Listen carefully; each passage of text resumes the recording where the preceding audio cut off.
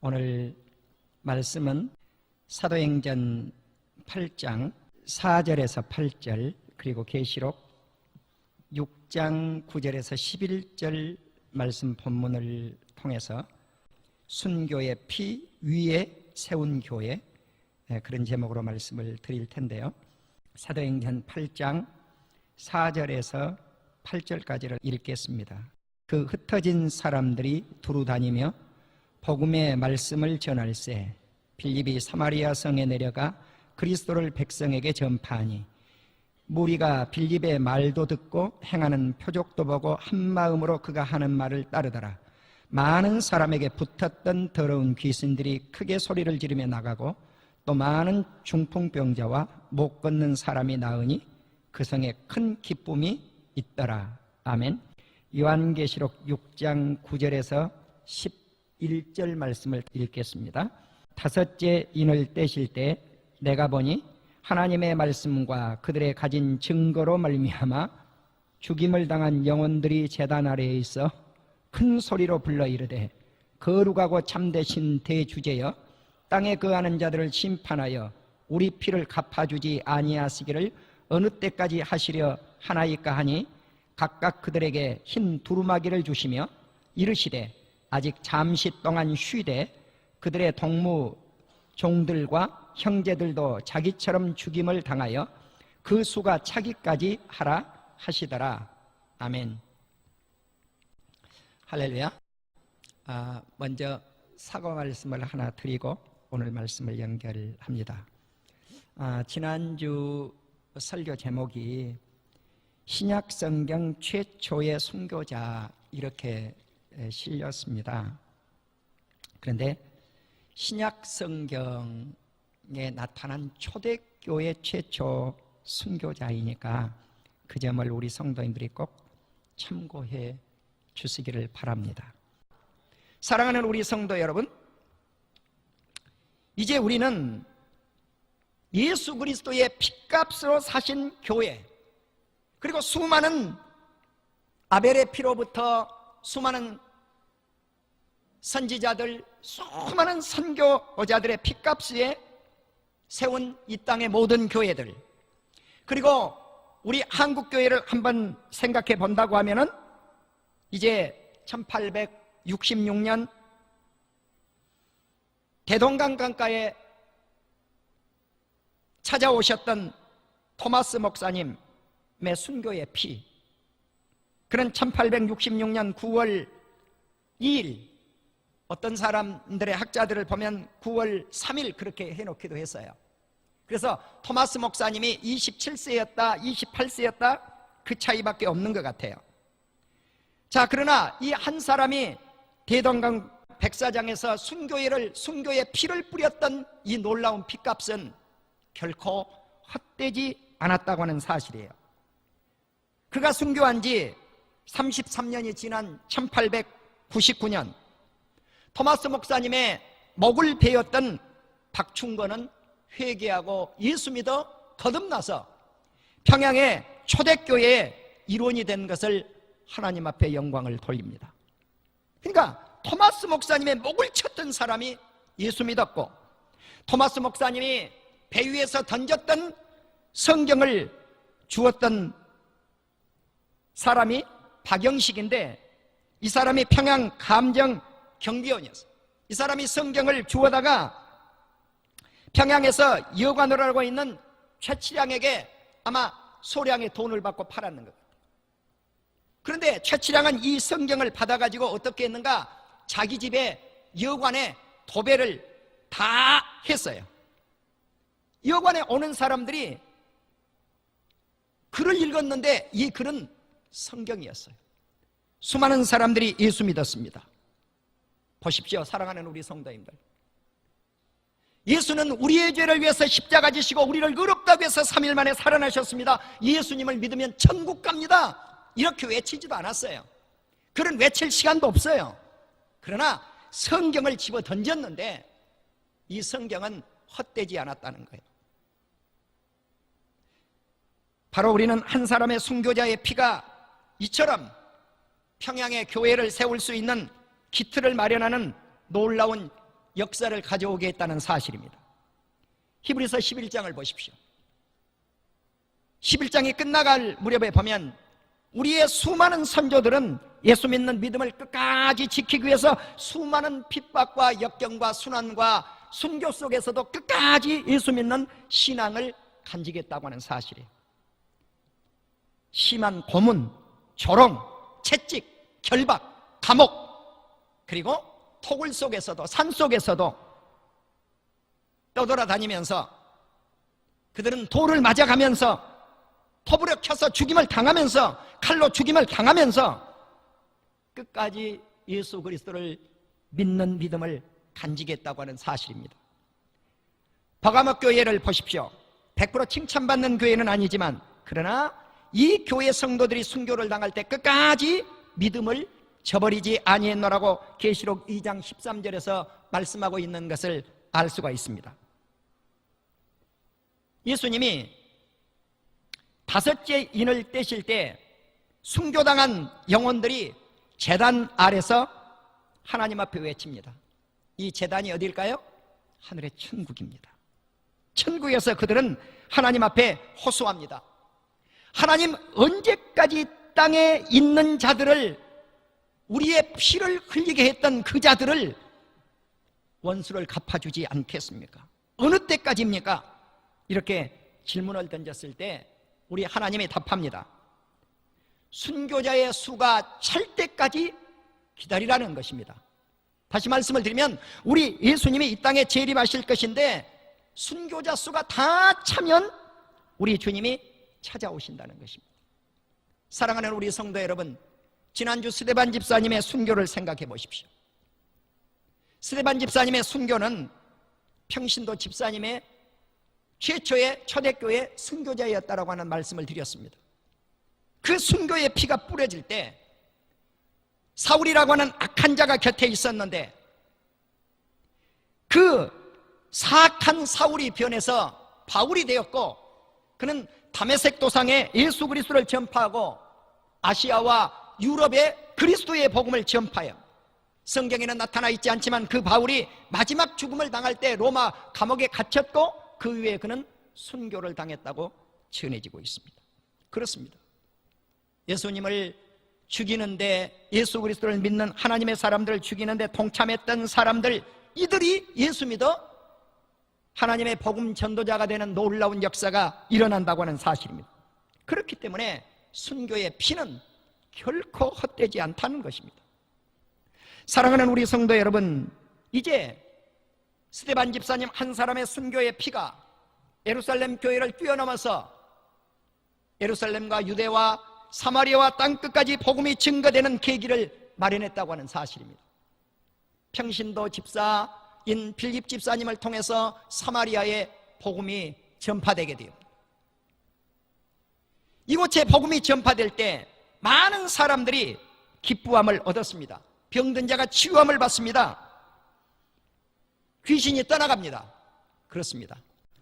예수 그리스도께서 12 제자들을 선택하시고 그들을 사도로 불러서 사역자들로 세우고 복음을 전파해 내보낼 때 예수님은 3가지 능력을 그들에게 부여해 주셨습니다. 첫째, 병 고치는 능력. 2번째, 마귀를 쫓아내는 능력. 3번째, 약한 자를 강하게 하는 능력. 오늘 이 능력이 저와 여러분에게 있기를 주님의 이름으로 축원합니다. 순교자가 있는 곳에 핏부림의 역사 위에 하나님의 교회는 세워집니다.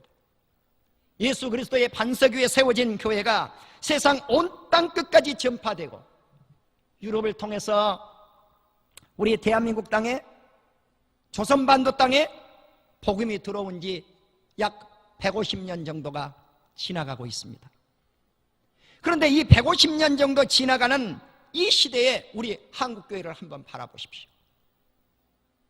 어느 시대 때 가장 많은 순교자를 낳았습니까? 일제시대입니다. 또 어느 시대 때 가장 많은 순교자를 낳았습니까? 6.25 전쟁입니다. 그렇다면 지금은 어디에서 순교자를 제일 많이 낳고 있습니까? 남한 땅이 아닙니다. 북한 땅입니다. 언제든지 순교와 순교자를 배출하는 것은 핍박과 억압이 있을 때입니다. 사랑하는 우리 성도 여러분, 그렇기 때문에 예수 그리스도를 위해서 핍박을 받는 자는 복이 있나니, 아멘, 복이 있습니다. 우리가 예수 그리스도를 믿고 복을 받기 위해서만 예수 믿는 게 아닙니다. 어쩌면 우리 남한교회는 예수 믿어서 어떻게 복을 받을 것인가, 교회가 어떻게 성장을 할 것인가, 여기에 이제까지 관심을 가져왔습니다. 그러나 교회가 변한 것이 있습니까? 아니요. 목표를 복에다가 두었고, 그리고 교회 성장에다가 목표를 두었을 때 교회는 진정한 교회의 모습을 담지를 못했습니다. 이것이 이구동성으로 우리 목회자들과 모든 성도님들 입에서 토해내고 있는 우리들의 말들입니다. 자, 그렇다면 참된 교회의 모습을 갖추기 위해서 교회가 어떻게 변해야 될 것인가 하는 거예요. 이제 교회는, 우리 사랑하는 성도님들은 순교적 신앙을 가질 때 교회는 교회다워질 줄로 믿습니다. 할렐루야. 우리는 이제까지 내 교회가 최고입니다, 우리 목사님이 최고입니다, 이렇게 복음을 전했습니다. 그것이 정말 복음이었을까요? 아닙니다. 백배교회 같은 교회는 이 세상에 너무너무 많습니다. 박형선 목사 같은 사람은 이 세상에 너무너무 많습니다. 그러한 목회자 가운데 한 목사일 뿐이고, 수많은 좋은 교회 가운데 한 교회일 뿐이고, 수많은 성도들 가운데 한 성도일 뿐이라는 사실입니다. 자, 그렇기 때문에 이제 우리 한국교회 모든 성도님들이 순교적 신앙을 가질 때 이름 없이 빛 없이 예수 그리스도를 위해서 죽어져 가게 될 줄로 믿습니다. 죽는다고 하는 것은 슬픔이 아닙니다. 죽고자 하는 자는 살겠고, 예수 그리스도를 위해서 살고자 하면 여러분, 그 사람이 사는 게 아니에요. 주를 위해서 죽고자 할 때 진정으로 사는 역사가 있게 될 줄로 믿습니다. 사랑하는 우리 성도 여러분, 초대교회를 보십시오. 초대교회 많은 사도들을 보십시오. 사도들이 어떻게 죽었는가? 성경은 자세하게 밝히고 있지를 않습니다. 다만 야고보의 죽음을 성경은 소개를 하고 있죠. 자, 야고보는 순교했다고 말씀을 합니다. 이제 우리가 마태부터 한번 생각해 보십시오. 마태, 이 마태는 교회의 역사가 아들이 이렇게 이야기를 합니다. 그는 카스피의 남쪽 에티오피아에서 칼에 찔려 순교당했다고 교회의 역사가들이 전합니다. 마가 사도는 어떻게 했을까요? 그는 이집트 알렉산드리에서 말에 끌려 다니다가 순교당했다고 합니다. 누가는 이도교들의 핍박을 통해서 그리스에서 교수행에 처해졌다고 전해지고 있습니다. 이제 사도 요한만이, 12사도들 가운데 사도 요한만이 pat모섬에 유배된 후에 그가 노안으로 죽음을 맞이해서 그는 순교를 당하지 않았다고 전해지고 있습니다. 바돌로메는 터키 선교사로 나가서 살가죽이 벗겨지고 모진 채찍질을 맞아서 순교를 당했다고 전해지고 있습니다. 안드레는 사도행전 1장 13절에 마지막에 성경에 등장하고 등장을 하지 않습니다만, 그는 그리스 아카이도 총독 아에페아스에 의해서 X자형의 십자가형으로 처형당했다고 전해지고 있습니다. 의심받은 도마는 어떠했을까요? 그는 인도 선교를 나갔다가 거기에서 창으로 찔려 죽였다고 전해지고 있습니다. 빌립은 어떻게 되었을까요? 시리아 히에라폴리스에서 교수형에 순교를 당했다고 전해지고 있습니다. 예수님의 형제 유다는 페르시아에서 활 맞아 죽었다고 전해지고 있습니다. 알파의 아들 사도 야고보는 톱으로 켜서 그렇게 죽임을 당했다고 전해지고 있습니다. 이제 가룟 유다 대신 사도가 되었던 마띠아는 예루살렘에서 복음을 전하다가 돌에 맞아서 목 잘려 순교했다고 전해지고 있습니다. 바울 역시 순교당했고요. 초대교회 감독이었던 폴리갑은 86세에 로마의 총독들이 간절히 회유를 했습니다. 예수를 버리고 로마 황제를 숭배한다고 말만 해라. 그러면 너를 살려주겠다. 그랬지만 그는 86세에 순교를 당하면서 이렇게 말씀을 했습니다. 86년 동안 나는 주님을 섬겨왔고 그분은 한 번도 나를 섭섭하게 하지 않았습니다.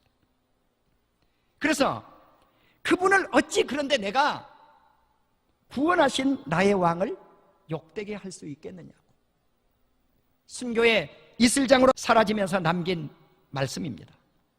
사랑하는 우리 성도 여러분, 우리는 초대교회로부터 작금에 이르기까지 수많은 순교자들의 신앙관을 읽기도 하고 전해 듣기도 하고 오늘도 말씀으로 듣고도 있습니다. 우리 조선 땅의 순교자들을 보십시오. 유관순 열사의 순교 너무나 우리 잘 아십니다.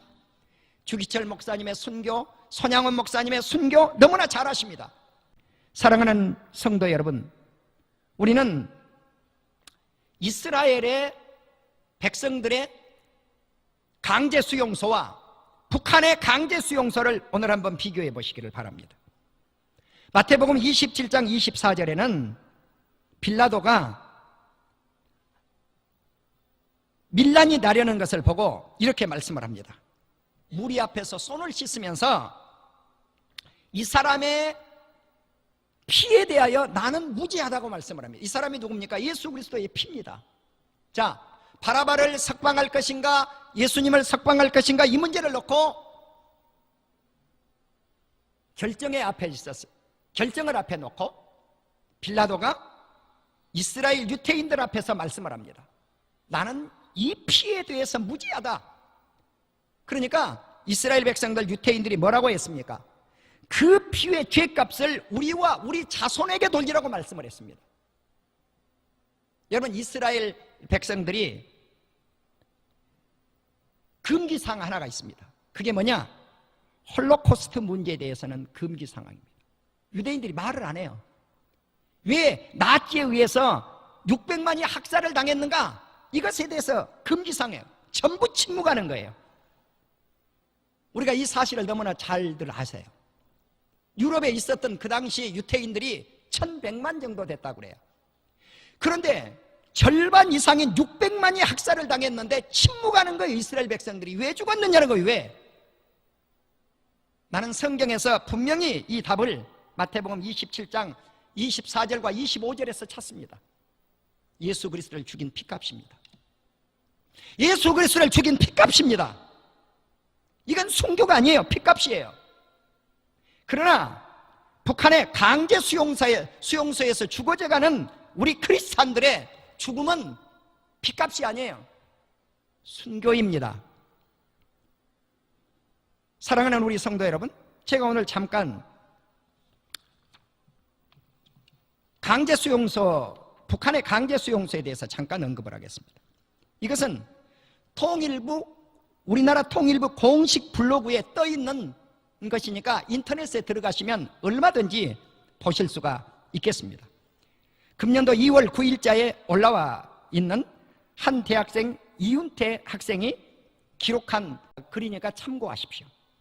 북한의 인구 1% 정도 되는 사람들이 강제 수용소에 수용이 되어 있다고 그 글에는 기록이 되어져 있습니다. 요독수용소 등등 북한에는 12개의 수용소가 있습니다. 그런데 북한의 백성들을 세 부류로 구분을 했어요. 첫째, 기본군중. 둘째, 복잡한 군중. 셋째, 적대계급 자녀분자. 그러면 기본군중은 말할 것도 없이 공산당 그룹의 성분이 좋은, 북한의 입장에서 성분이 좋은 사람들이에요. 자, 혁명가, 1그룹. 혁명가 가족, 혁명가 유가족, 이 사람들이 1, 2, 3집단에 다 속해요. 자, 그리고 이제 명예군인, 군인 그룹들이죠. 영웅, 공로자, 전사, 사회주의, 애국 희생자, 이런 사람 등등이 북한의 좋은 인민그룹에 속해요. 그러면 이 그룹에 복잡한 군중이라고 하는 이 그룹에 속한 12번째 그룹에 속한 인민들이 정치범 교화 출소자예요. 그러니까 정치범 수용소에서 나온 사람들이에요. 13번째가 누구냐? 종교인이에요. 25번째가 누구냐? 악질 종교인 가족이에요. 그러면 강제 수용소에 누가 제일 많이 들어가겠습니까? 답 나오잖아요. 정치범들이에요. 두 번째 누가 들어가겠어요? 예수 믿는 사람들이에요. 크리스찬들이에요. 자, 그러니까 크리스찬들이 들어가서 가장 많이 순교를 당하고 있다는 거예요. 지하교회에서 예배를 드리다가 발견돼서 성경 한 권만 있으면 어떻게 돼요? 강제 수용소 가는 거죠. 평생 감옥에 살든지 거기서 죽임을 당하든지. 자, 북한에 적대계층이 있는데 거기에는 종교인이 들어가요. 종교인. 사랑하는 우리 성도 여러분, 이제 나치가 유태인을 학살할 때도 나치 강제 수용소에 집어넣은 거예요. 우리는 유태인들과 우리 한국인들에게 이러한 닮은 꼴이 있다는 거죠. 이제 오늘 이러한 말씀들을 통해서 우리는 앞으로 어떻게 예수 그리스도를 믿고 주를 위해서 살아가야 될 것인가 하는 것을 한번 우리 성도님들이 오늘 말씀을 통해서 결론을 내려보셨으면 좋겠습니다. 이제 신약 성경에 나타난, 계시록에 나타난 순교자들을 보십시오. 오늘 우리가 읽었던 그 말씀을 보면 하늘에서 순교자들이 외치고 있는 거죠. 하나님, 어느 때까지 우리의 핏값을 기다리고 계십니까? 순교자의 수가 차기까지니라. 여러분, 나는 가끔 생각을 해봅니다. 왜 일본 사람이 저렇게 세계에서 오랫동안 경제대국 2등 국가로 살았을까? 지금은 3등이라고 합니다만 나는 순교자의 수에 있다고 봅니다. 일본은 우리보다 더 많은 순교자 수를 가지고 있어요. 네, 복음이 그들은 우리보다 100년이 빨라요. 순교자가 많은 나라 무시를 못합니다. 사랑하는 우리 성도 여러분, 오늘 우리는 우리 한국이 조선시대 때 대원군이 얼마나 예수 믿는 사람들을 핍박하고 사람들을 죽였는지 생각해 볼 필요성이 있습니다. 절두산에 가면 순교 기념비가 있습니다. 이것은 천주교인들, 순교자들의 성인들이 묻혀있는 묘지지요. 바로 거기가 절두산이에요. 자, 그러면 이제 양화진까지 프랑스 함대가 1866년에 쳐들어왔을 때 순교했던 성인들이 28명이나 되는데 그분들이 지하묘에 묻혀있는 것이 절두산 순교 기념비 아니겠습니까? 바로 그 곁에 우리 기독교 선교사 묘원이 있어요. 거기가 양화진이에요. 한국 100주년 기념교회가 관리를 하고 있고 저도 몇 차례 거기를 가봤습니다마는 500여 명의 선교사님들과 그 가족들이 함께 묻혀있는 곳이 양화진이에요. 선교사 묘지예요. 또 영인의 양지에 가면 기독교 순례자 기념관이 있어요. 역시 한국 100주년 기념교회에서 관리를 하고 있죠. 여러분, 이처럼 우리 한국교회는 기독교 순교자 기념관에는 우리 한국인들의 순교자들이, 양화진에는 외국인 선교사님들이, 수많은 선교사님들이 묻혀 있다는 거죠. 사랑하는 우리 성도 여러분, 그 외에 이름 있게 이름 없게 이 땅에서 순교한 하나님의 사람들이 얼마나 이 땅에 많이 있습니까? 그러니까 복음의 역사가 짧은 역사 속에 있는 우리 대한민국은 천주교가 되었건 우리 기독교가 되었건 대단히 많이 순교자가 배출이 되었다는 사실. 나는 그것 때문에 우리 민족이 이마만큼 잘 살고 있다고 확신합니다.